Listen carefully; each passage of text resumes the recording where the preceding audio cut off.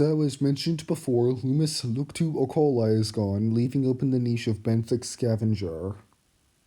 Great, so it appears I fucked up the script, basically, in a nutshell.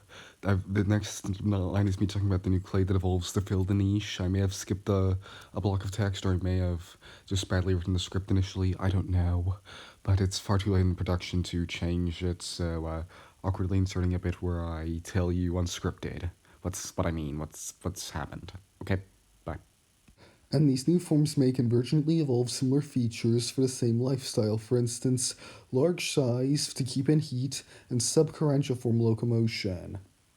And Loomis oculi gets its namesake from its bioluminescent eyes, which it uses to see in this horribly dark environment.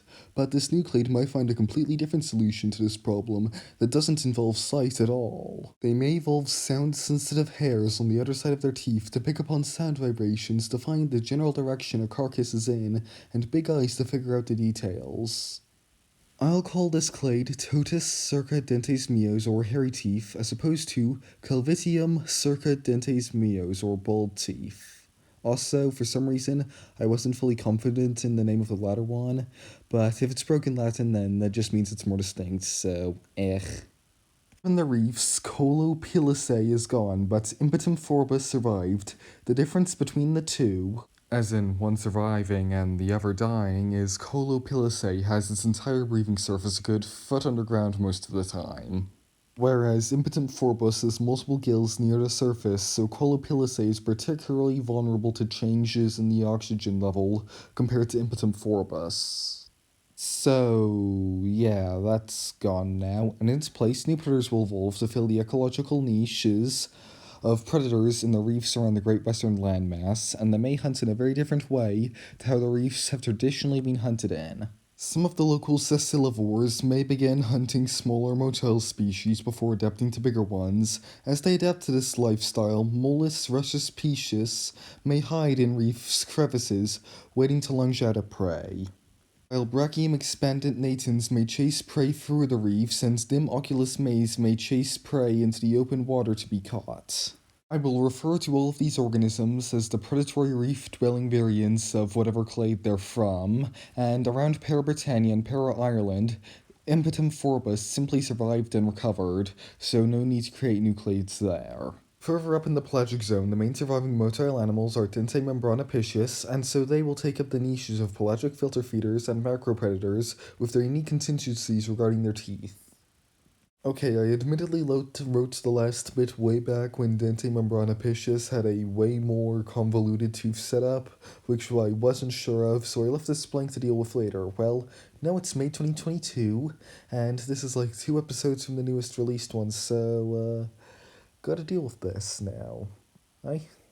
There's a clade that evolved to filter feed by holding their mouth membrane wide open as they swim forward in order to capture plankton.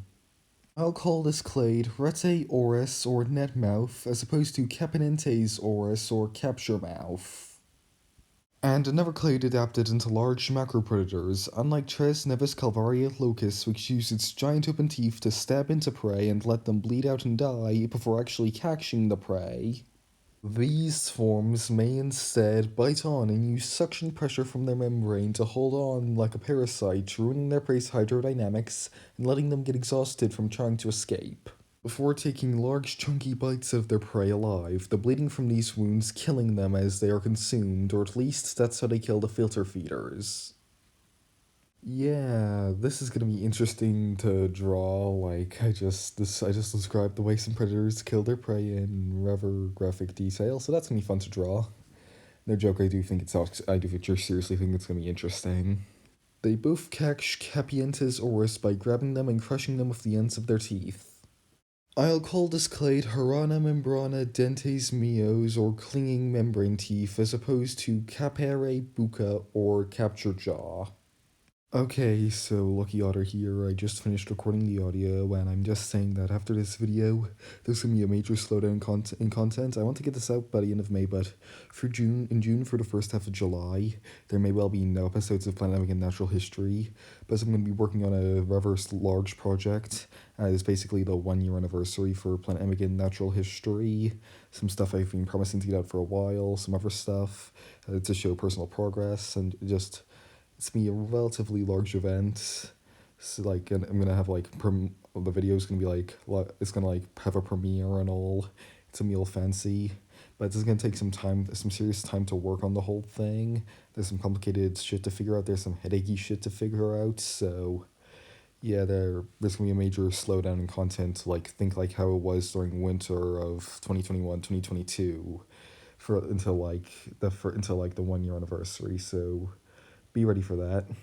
Might well still get out some loopable videos and or other random shorts though to hold you over. Okay? Oh, and me being a person of executive function disorder, do not feel it's guaranteed that I'll actually manage to get it done in time. Though if it's not, I'll still release it just as non-anniversary stuff because it is still stuff I want to have up. Like really want to. It's just it works as anniversary stuff, so I decided to make it that. So it's 3:30 a.m. I don't actually feel too much like shit because I was asleep all afternoon. Fuck's sake, but yeah, so the episode. The last segment about the pelagic animals, that's definitely stuff that you can tell I rushed the audio there, lots of errors, and also talking very fast and panickedly. I was just saying, hoping to get it out in 2 weeks. Nope, took just over 3 weeks, just like the last episode. That's not the really quick mass extinction one. I'm glad I was able to get this out in May, albeit I still have to deal with doing the putting it up on YouTube, which you don't see in these little blogs at the end about the content production at the end, because well, that's after the video's done and dusted. After I've exported it onto YouTube, I can't really do this bit after that bit for obvious reasons, but yeah. So yeah, the visual assets, pretty okay. Time, the first week was mostly wasted. Time management with this particular episode was rather well handled, I'd say. So that's good. And then what else? I'd say that the episode was coupled together from the script store for several different clades that don't really form a coherent thing. Like the episode on Piscobus Morris is a very specific clade, that being the ones with the gas bladders, whereas this is pretty much just everything that evolved to fill the niches in the oceans, which you just noticed are all octo-dentes. Lol, maybe I'll name this something like New Octo-dentes. You already know what I titled it, so yeah, maybe I'll jokingly call it octo-dentes #3. I don't know, but so yeah, it's an overall, I'm pretty happy with the episode. It's like, maybe the editing ended up being a bit rushed during the time, but it's not too bad. It's not like there's any cases where it's painfully, like, something should be there, it's not, except for, I wish I had made assets of those particular clades killing their prey, but well, I want to get this out in May. I have less than 24 hours. I tend to get to work after midnight, because that's when my motivation to work on this kicks in. So, yeah, I'll just have to, maybe I'll put those into a YouTube short, but yeah, I need to stop rambling, because, a significant portion of the video's runtime at this point is just this little blog at the end about the content production. So, bye.